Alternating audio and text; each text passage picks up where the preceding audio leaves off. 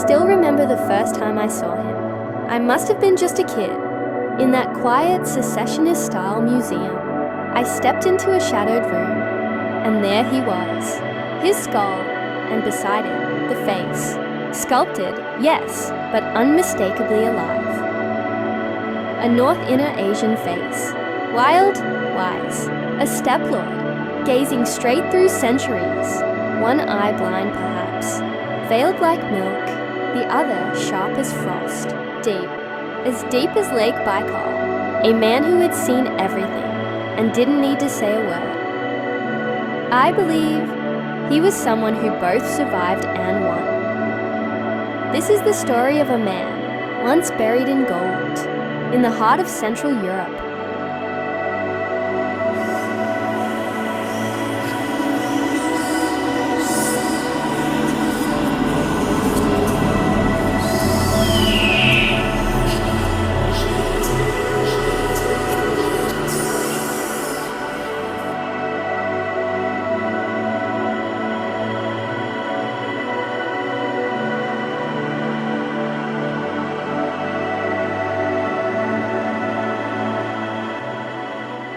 Welcome everyone. After a somewhat longer break from making videos, today's topic brings something truly extraordinary. The burial we will explore is widely regarded as one of the most remarkable elite burials of its era in the Carpathian Basin. It belongs to a man whose exact social status remains unsettled, but without doubt, he belonged to the very highest tier of Avar society.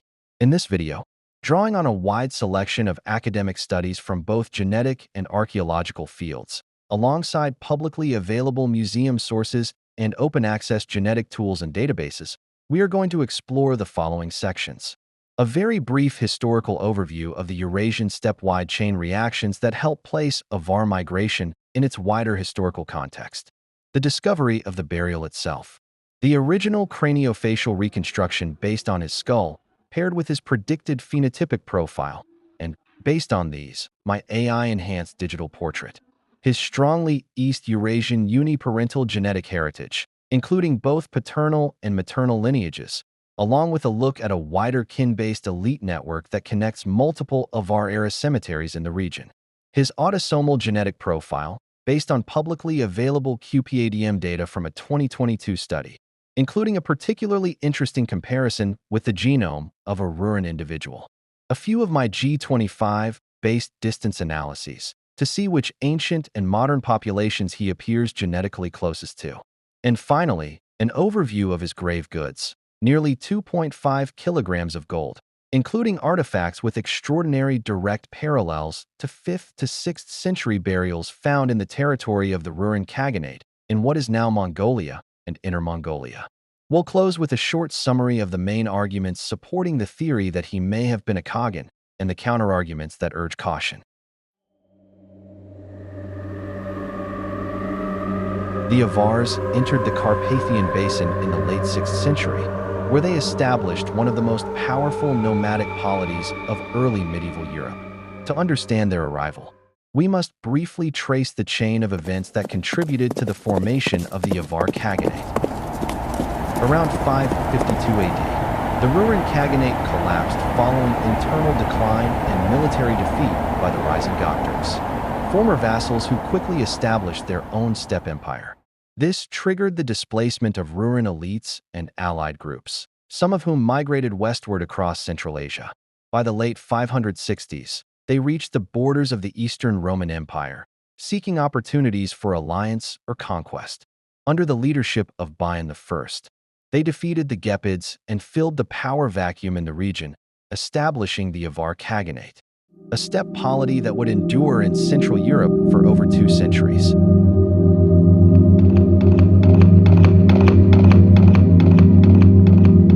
Discovered in 1971, this burial contained the remains of an elderly Avar male interred around the mid-17th century AD.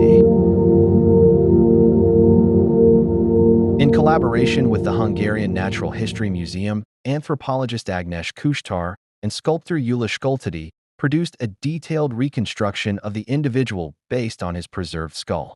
This reconstruction reveals features consistent with an East Eurasian anthropological profile: proud, striking, even slightly sly with distinct steppe characteristics. Noteworthy in the osteological record are signs of healed trauma to the left orbital region, suggesting that the individual most likely lost vision in that eye long before death. The absence of infectious markers around the injury implies survival and healing over a significant period before his death in his 60s, offering a rare window into the lived experience and physical resilience of a high-ranking Avar elite. Genome-wide analysis of this individual, frequently referred to in the genetic literature as a 1802, has provided some of the most detailed insights into the ancestry of early Avar elites. Comparisons show that while an ancient Rouran sample yields models that are plausible as a source for A1802's ancestry, the limited coverage of that genome reduces statistical confidence. In other words, Rouran alone can fit as a single ancestry source for many early Avar elite individuals, but without high certainty. To strengthen the model, researchers turned to a higher-resolution Schienbeer-related sample from the Mogashan site, which is genetically and geographically closer to the ancestral populations linked with the Rouran horizon. In multiple qpAdm models, the Schienbeer-related component consistently emerges as the dominant ancestry source, contributing between roughly 90% and 98% of A1802's autosomal profile. The remaining 10% derives from additional minor sources such as Central Asian Iron Age groups and other steppe or Caucasus-related ancestries. A direct qpAdm comparison between A1802 and a specific Rouran period genome further highlights this. Both individuals show a high proportion of Schienbeer-related ancestry, although the Rouran sample itself is almost exclusively Schienbeer-derived in the model, reflecting the close genetic continuum across Eastern steppe groups. Global 25 distance analyses reveal that the closest modern populations to A1802 are found among Tungusic and Mongolic-speaking groups in eastern Siberia and the Transbaikal region, including the Khamnigan, as well as the Buryats, Nanai, Olchi, Orokin, Negidal, and Tavinians. However, no single modern group precisely mirrors A1802's genetic profile, a typical outcome for individuals with ancient, deeply structured ancestry. In terms of ancient genomic affinities, A1802 shows strong proximity to other early Avar elites from Hungary, Xiongnu period individuals from Mongolia, representatives of the Slab grave culture, Saka individuals from the Beryl and Tasmala horizons in Kazakhstan, and Eneolithic era samples from the Shemenka site, which are linked to Baikal hunter-gatherers. These patterns highlight a broad Eastern Eurasian genetic horizon, linking the Avar period elite to earlier steppe populations across Mongolia, Transbaikalia, and Central Asia. Neolithic ancestry modeling based on global 25 coordinates further demonstrates that A1802's deep genetic structure is overwhelmingly derived from Baikal hunter-gatherer lineages. This ancient component forms the foundation of his genome and helps situate the Avar elite within a long-standing Eastern Eurasian genetic continuum.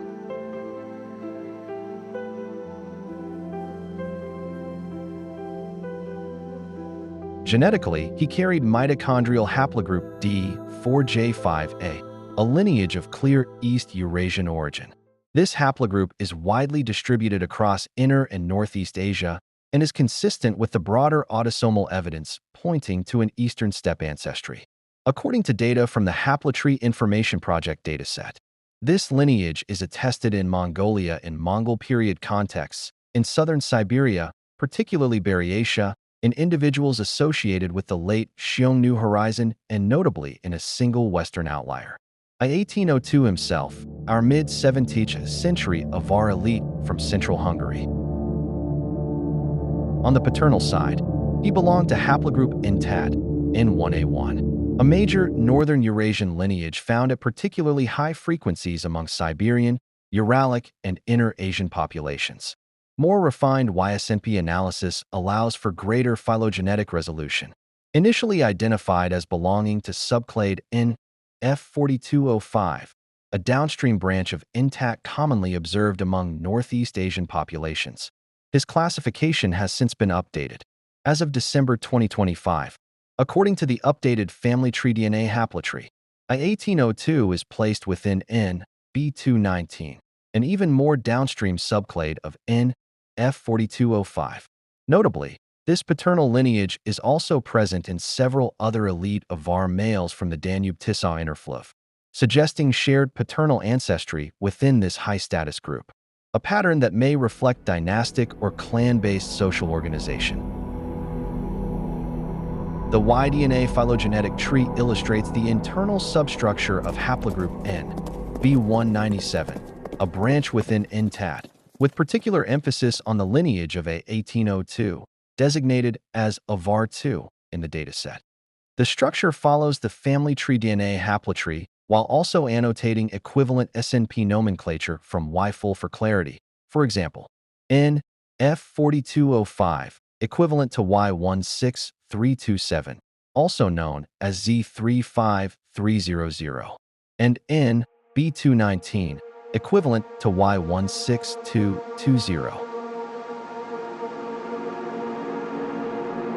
Genomic and archaeological evidence indicates that A1802 was embedded within a structured, region-wide kin-based network linking multiple Avar period cemeteries in the Danube-Tisza interfluve. Notably, he displays the highest number of close genetic connections among analyzed Avar males, consistent with membership in an extended elite lineage characterized by paternal continuity. On principal component analysis plots, several of these individuals form a compact cluster positioned near modern Northeast Asian populations, supporting the interpretation of a coherent, Eastern-derived elite stratum within the early Avar polity.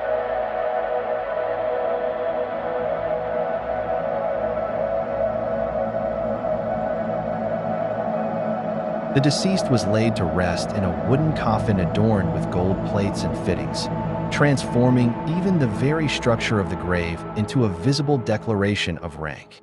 Surrounding him were unmistakable material symbols of power and prestige. A gold-adorned belt set, richly decorated with large gold plaques and gemstone inlays, included pseudo-buckles, non-functional gold fittings that served not as practical fasteners but as overt insignia of status.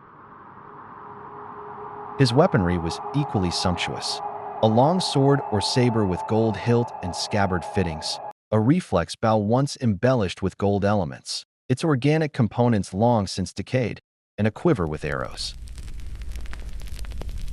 Ceremonial drinking vessels were also deposited in the grave, including a gold-adorned drinking horn and a gold-decorated jug.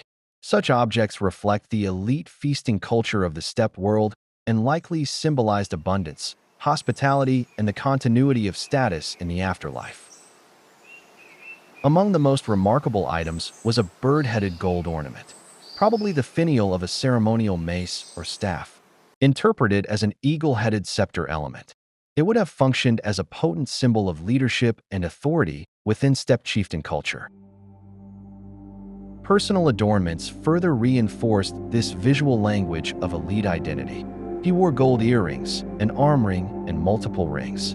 Most strikingly, his hands were fitted with leather gloves bearing gold fingernail covers, the so-called golden-clawed gloves, creating a powerful funerary display intended to emphasize noble authority even in death. Particularly significant is the crescent-shaped gold sheet, most plausibly interpreted as a pectoral ornament. This object finds close analogies in 5th to 6th century burials attributed to the Rouran Khaganate in Mongolia and northern China, while earlier interpretations proposed its use as a diadem or headband element. The burial context strongly supports its identification as a sewn regalia component, likely worn on the chest. The crescent motif, deeply rooted in inner Asian elite iconography, may have conveyed celestial or sovereign symbolism rather than functioning as everyday jewelry. Taken together, the assemblage represents not merely extraordinary wealth, but the complete ceremonial regalia of a high-ranking Avar elite. And finally, was this man an Avar Khagan, the supreme ruler, or just an exceptionally wealthy noble? Let's look at both sides.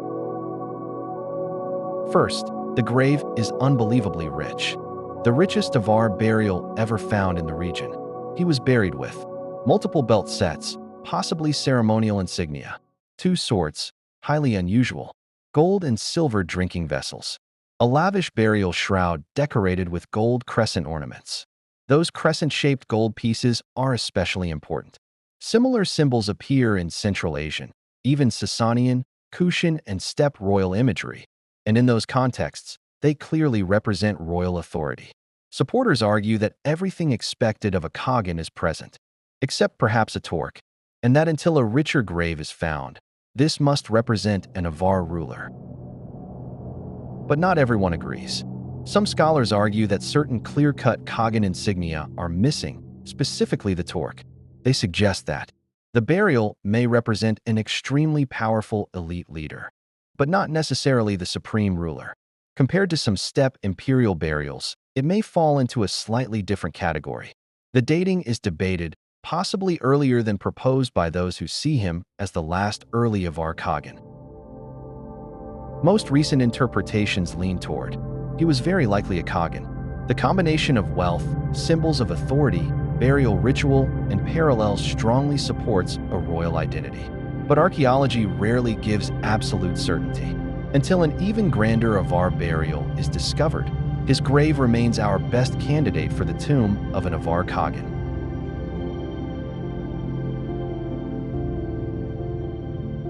If he was the Khagan, who was he? At the beginning of this story, we saw how the fall of the Rouran Khaganate and the rise of the Göktürks in Inner Asia set the Avars in motion toward the west. Now imagine the world he may have ruled in. If he lived and died around 650 to 670, he stood at the center of a dramatically changing Eurasia. Rome was shrinking. Islam was rising. The steppe world was transforming. Western Europe was fragmenting into early medieval kingdoms. If he was indeed Khagan, he would not have been a marginal ruler, but one of the major power holders in 7th century Europe. He may have been a grandson or descendant of Bayan. He would have ruled in the aftermath of the failed siege of Constantinople in 626. His reign may have marked a period of consolidation and renewed authority. If so, the gold in his grave was not only wealth. It was a statement of restored power. And so, beneath the soil of the Carpathian Basin, perhaps lies not just a wealthy warrior, but a ruler who held together one of the great steppe empires at a turning point in European history.